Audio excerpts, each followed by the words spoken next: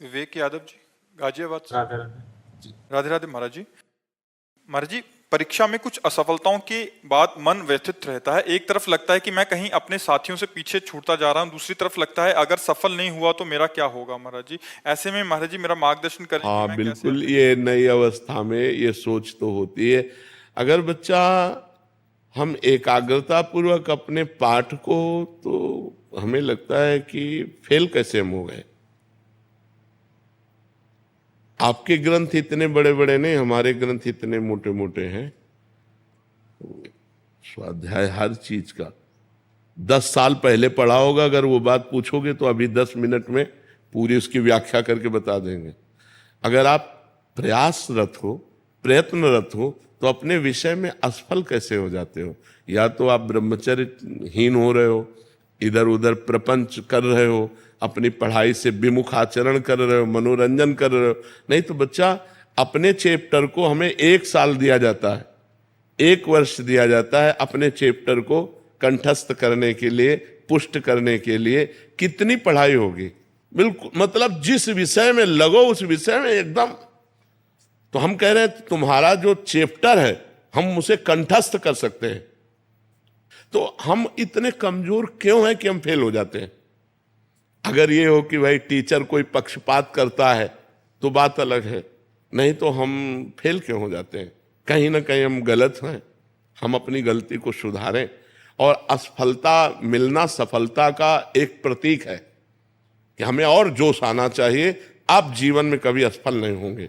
रात दिन पढ़ाई करो, ब्रह्मचर्य से रहो, भगवान का नाम जप करो, माता पिता की आराधना करो। कौन सी उन्नति जो तुम्हारे चरणन चूम ले, कौन सी उन्नति जो चरणन चूम ले। इसलिए हमें तो लगता है कि हम अपने धर्म ग्रंथों को ऐसे याद किए हैं जैसे काका गागा नहीं याद किया जाता, ऐसे याद। उठते बैठते चलते फिरते जो पद है, पूरी 84 जी, पूरा सुधानिधि जी, पूरी सेवकवाणी, पूरी स्फुटवाणी, उसे जिस विषय में लगे तो अपने विषय में लगे। जिस विषय में लगे तो एकदम लगे। तो आप फेल कैसे हो गए। अपने विषय का ज्ञान आपको क्यों नहीं है। ऐसा तो कोई चैप्टर प्रश्न दिया नहीं जाता जो क्लास का ना हो। मान लो आप 12वीं में हैं तो 12वीं के क्लास के अंतर्गत ही आपको दिया जाएगा। ऐसा नहीं है कि आपको आगे का दिया जाए। आप जितनी क्लास में पहुंचते जाएंगे योग्यता, उतना ही आपको प्रश्न दिया जाएगा। तो हमको अपने चैप्टर को घुस करके घुन की तरह लगना चाहिए। जैसे गेहूं में घुन लग जाता है ना, पूरा खोखला कर देता है, ऐसे में अपने चैप्टर में लग करके पूरे चैप्टर को अपने माइंड पे बैठा लेना चाहिए। हमारा माइंड बहुत विस्तार से है, अनंत जन्मों के संस्कार भरे हुए हैं। छोटी सी चिप में मन की अनंत जन्मों के, तो ये सब पूरा आपको भर लेना चाहिए। कहीं ना कहीं आप प्रमाद कर रहे हैं, कहीं ना कहीं आप त्रुटि कर रहे हैं, उसको संभालिए। नहीं तो ये निराशा ऐसी बढ़ जाएगी कि जीना मुश्किल हो जाएगा। बच्चे अभी बच्चे हैं ना, अब जैसे देखा कि जैसे इन्होंने कहा हमारे दोस्त सफल हो रहे हैं, तो दोस्तों के सामने नीचा, घर परिवार में जाने पर कि यार हमने यार इतने रुपए लगाए और तुम फेल हो गए, यार ठीक नहीं है।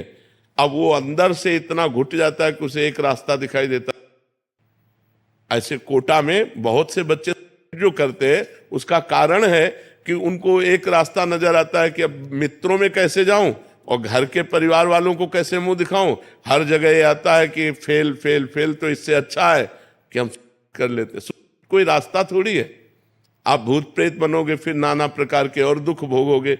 हमें चाहिए कि हम अपनी गलतियों का सुधार करें। मोबाइल में रील देखने में समय बर्बाद ना करें, गेम देखने में बर्बाद ना करें, गर्लफ्रेंड बॉयफ्रेंड वाली झंझट में ना पड़े, इस प्रपंच में ना फंसे। अगर आप सही से चलो और ब्रह्मचर्य धारण करो तो ब्रह्मचर्य में इतनी सामर्थ्य है कि सब कुछ याद हो सकता है। बच्चा सब कुछ याद हो सकता है। तो आप निराश मत हो, संयम में चलो और आगे उन्नति को प्राप्त हो। ऐसा नहीं कि बराबर अवनति हार ही हाथ लगेगी, ऐसा नहीं है। आप प्रयासरत रहो।